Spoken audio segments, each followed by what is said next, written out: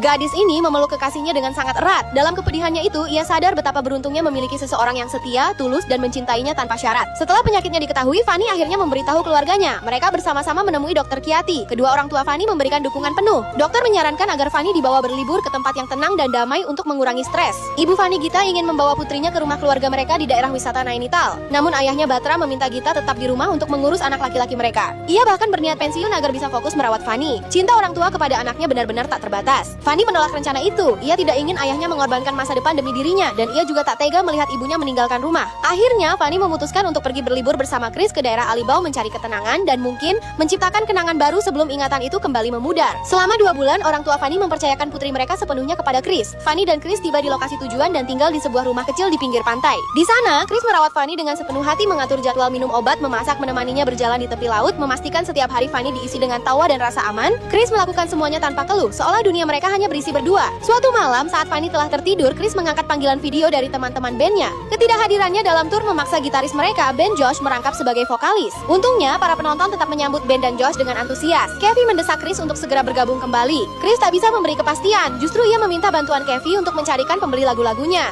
Ia membutuhkan banyak uang untuk merawat Fanny. Usai panggilan itu, Chris terkejut. Fanny sudah berdiri di belakangnya. Ia mendengar semua pembicaraan itu. Dengan mata berkaca-kaca, Fanny memohon agar Chris pergi mengikuti tur bersama bandnya. Ia tak ingin Chris melupakan mimpinya menjadi superstar. Chris menolak, ia tak sanggup jauh dari Fanny. Namun akhirnya Fanny bersikeras ikut menemani Chris selama tur. Kembalinya Chris disambut bahagia oleh seluruh personel band. Joe paling berseri melihat sahabatnya kembali. Fanny terlihat begitu bersemangat. "Aku akan berdiri paling depan," ujar Fanny ceria. "Aku akan berteriak paling keras menyebut namamu." Saat Chris naik ke atas panggung, Fanny merekam momen itu dengan ponselnya. Senyumnya mendadak sirna ketika tanpa sengaja ia melihat Mahes menjadi salah satu sponsor besar acara tersebut. Wajah Fanny berubah drastis, apalagi ketika Mahes menghampirinya. Ingatan Fanny kembali kacau. Masa lalu kembali terasa sebagai masa kini. Ia mengaku datang ke acara itu untuk Mahes. Tangannya menggenggam tangan pria itu, bibirnya mengucap kata-kata cinta. Mahes memanfaatkan situasi, mengajak Fanny masuk ke tenda VIP miliknya. Fanny benar-benar bukan dirinya lagi. Sementara itu, Chris yang baru turun panggung mulai mencari Fanny di antara penonton. Ia heran karena Fanny tak terlihat padahal sebelumnya begitu antusias. Chris tak tahu bahwa Fanny kini berada dalam kendali Mahes, terbuai oleh kata-kata cinta yang membuatnya meratap dan memohon agar Mahes tak meninggalkannya. Mahes mulai menyadari ada yang tidak beres dengan Fanny, namun ia memilih tak peduli. Chris akhirnya menemukan mereka. Dadanya serasa runtuh melihat kekasihnya terjebak dalam ingatan masa lalu, bahkan tak mengenalinya. "Fanny, ayo kita pulang," ucap Chris lirih. Namun tetap saja Fanny tak menunjukkan respon sama sekali.